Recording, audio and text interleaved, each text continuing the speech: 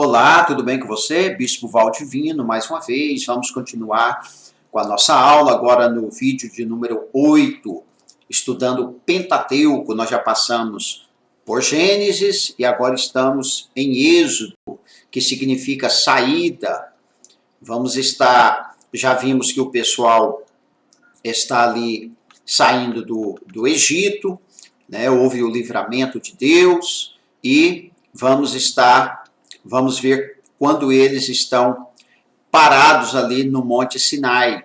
Isso aqui é uma introdução e daqui a pouco nós vamos ver o enredo, então, desse livro. Diz assim, no Monte Sinai, a lei foi entregue e aceita. Ali foi feita a quarta aliança, chamada aliança mosaica. Lembra que nós falamos das outras alianças, né? Anterior, aliança adâmica, aliança noética, aliança abraâmica. Agora, a quarta aliança, aliança mosaica, ou aliança da lei. Mas porque não dependeram totalmente da graça, caíram na desobediência e na condenação.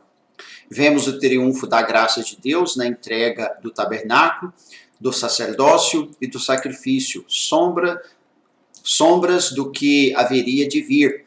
E Hebreus 10:1 diz assim, a lei traz apenas uma sombra dos benefícios que hão de vir, e não a sua realidade. Por isso ela nunca consegue, mediante os mesmos sacrifícios repetidos ano após ano, aperfeiçoar os que se aproximam para adorar. Aqui, como eu já disse, lembre sempre que toda a narrativa aqui, principalmente Êxodo, é a narrativa da história da igreja.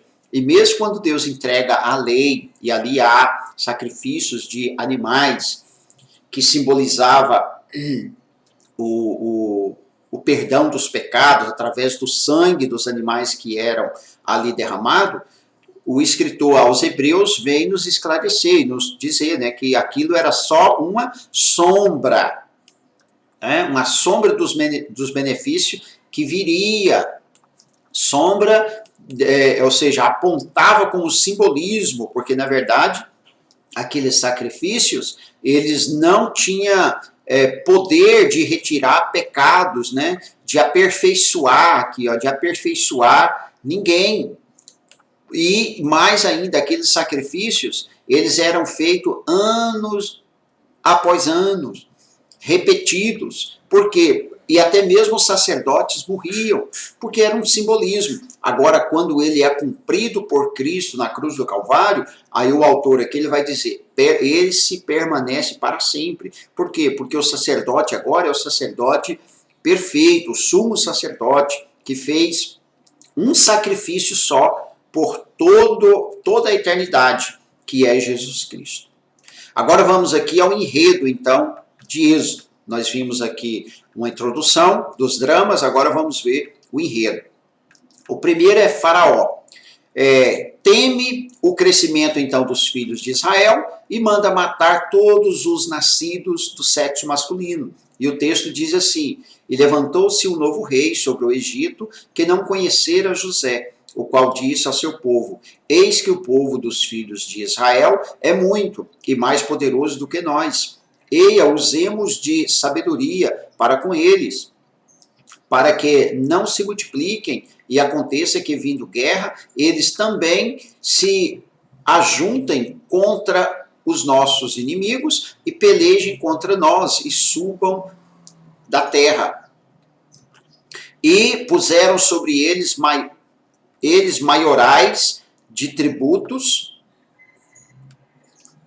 para os afligirem com suas cargas, porque edificaram a Faraó cidades, armazéns, Pitom e Ramsés. Então aqui ele vai colocar feitores, né? Ele vai colocar aqui opressores, pessoas que vão estar em cima deles, oprimindo eles para que eles não tivessem tempo de pensar na vida, de pensar na família, de pensar em criar os seus filhos. Então eles oprimiram e começaram então a edificar grandes armazéns, cidades ali para Faraó, e um deles chamado Pitom e também Ramsés, esses faraó.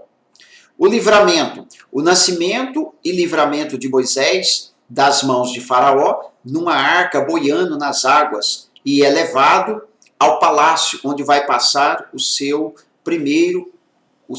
né, no caso aqui, os seus primeiros 40 anos de vida. Lembra que nós falamos que Faraó, que melhor dizendo, Moisés, ele tem 3 períodos de vida dividido em 40 anos. Então, os primeiros 40 anos estão aqui. Ó, ele vai passar ali no palácio de Faraó, porque ele é tirado da água pela filha de Faraó, esse livramento, né?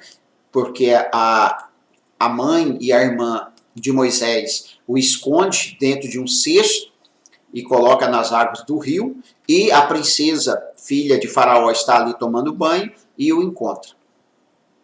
Depois de passado 40 anos no Egito, Moisés ele tem que fugir ali. Agora começa o segundo período, então, da vida de Moisés. Diz assim, Moisés intervém em 2 brigas, e em uma ele matou um egípcio para defender um hebreu, e foi descoberto, e fugiu para Midian, região do Monte Horebe, onde passará mais 40 anos ali nesse lugar. A sua vida foi cuidando de ovelhas e estando vivendo junto com seu sogro, o Jetro. Então, os outros 40 anos, primeiro 40 anos passado no Egito, agora mais 40 anos cuidando ali das ovelhas de Jetro, né, do seu sogro, aprendendo ali muita mansidão, muita humildade. Ele intervém aqui nessa briga entre os seus irmãos, que um desses opressores, desses feitores que foram colocados sobre os hebreus para fustigar eles ali no trabalho, estava então maltratando um hebreu, e Moisés então vai defendê-lo, e acho que ele bate com muita força, né? E mata. E ele esconde o corpo dele na areia. E depois tinha 2 hebreus brigando, e ele também vai tentar apaziguar essa briga. E o hebreu diz, você quer nos matar como você matou o egípcio? E ele fica com medo então disso, porque ele era hebreu e havia matado um egípcio, né?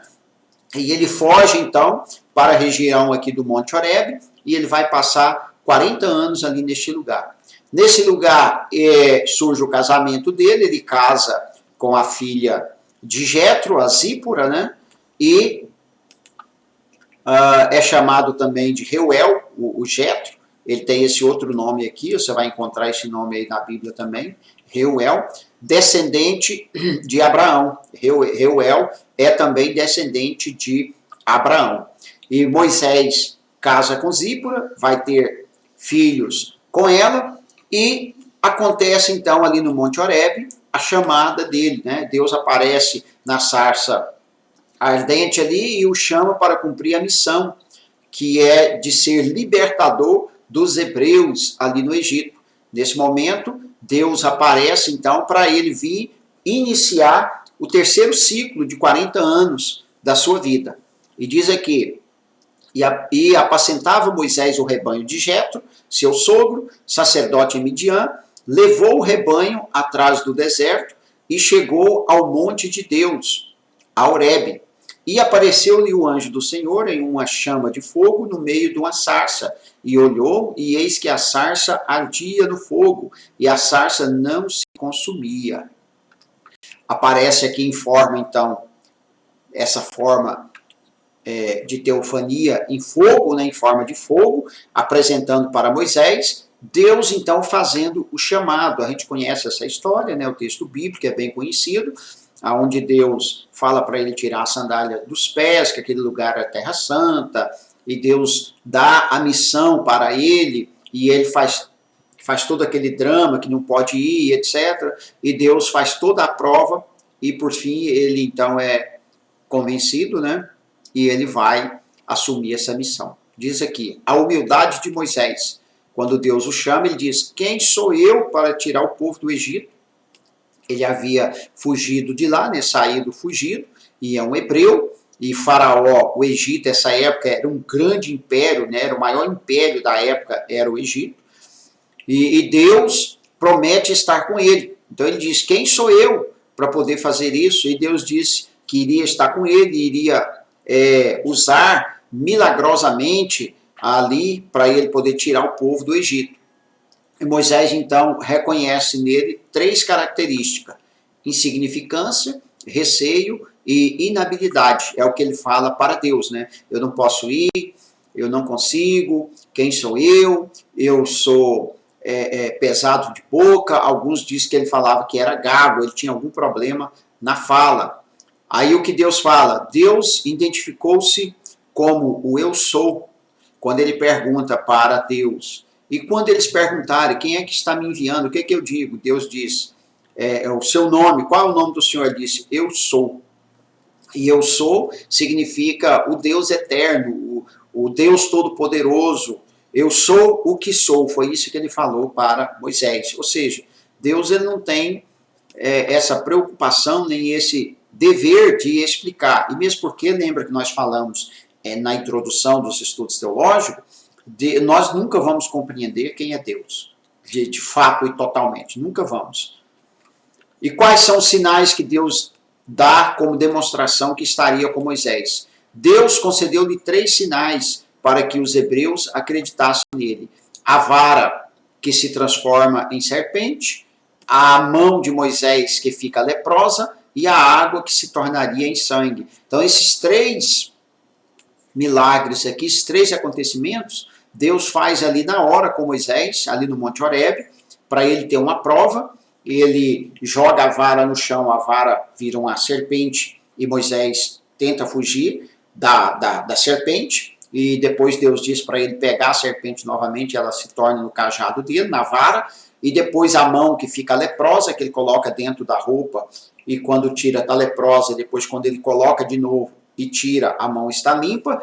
E a água que se tornaria em sangue. Esses milagres aqui, ou esses prodígios, Deus disse a ele que seria o motivo que ele ia convencer os hebreus e também a Faraó a deixar o povo ir. Arão. Deus indica Arão como porta-voz de Moisés, enquanto ele ouve a voz. Moisés ele vai falar para Deus que ele é pesado de boca. Deus então, em outras palavras, como se dissesse, não tem problema, o seu irmão é bom de oratória, é bom de fala, eu vou falar com você. E você vai transmitir a palavra para ele e ele vai ser o seu porta-voz. E aqui no ponto 10, acontece então a volta para o Egito. Moisés encontra com Arão e relata então a missão a efetuar no Egito. E diz assim, disse o Senhor a Arão, vai ao deserto ao encontro de Moisés. E ele foi. E encontrou no monte de Deus. E beijou e relatou Moisés a Arão todas as palavras do Senhor, com que enviara, e todos os sinais que lhe mandara. Então foram Moisés e Arão e ajuntaram todos os anciãos dos filhos de Israel. E Arão falou todas as palavras do Senhor, que o Senhor falara a Moisés, e fez os sinais perante os olhos do povo. E o povo creu. E quando ouviram que o Senhor visitava aos filhos de Israel e que via a sua aflição, inclinaram-se e adoraram. Então aqui Deus fala também com Arão e guia ele para encontrar Moisés. Moisés estava voltando lá do deserto do Sinai, do deserto do Monte Horebe. Ele volta e encontra com Arão, conta os seus relatos, tudo que Deus havia dito a ele que iria acontecer lá no Egito, que ele iria fazer. E Arão então junta todo o povo hebreu, conta toda essa história e o povo então fica muito feliz, porque eles tinham essa promessa, eles guardavam com expectativa esse momento. E eles então inclinaram-se e adoraram o Senhor com essa notícia, né? A notícia especial, notícia muito maravilhosa de que Deus estava visitando eles e agora eles iriam sair. Depois de mais de 400 anos ali servindo, esperando, veja bem que as promessas de Deus, quando Deus faz, a gente não sabe quando vamos receber e se também será a nossa geração que irá receber. Então Deus ele tinha feito a promessa a Abraão. E quantas gerações passaram para poder agora chegar esse momento para Deus tirá-los ali do Egito. Mas isso é assunto para a nossa próxima aula. Até lá, Deus abençoe.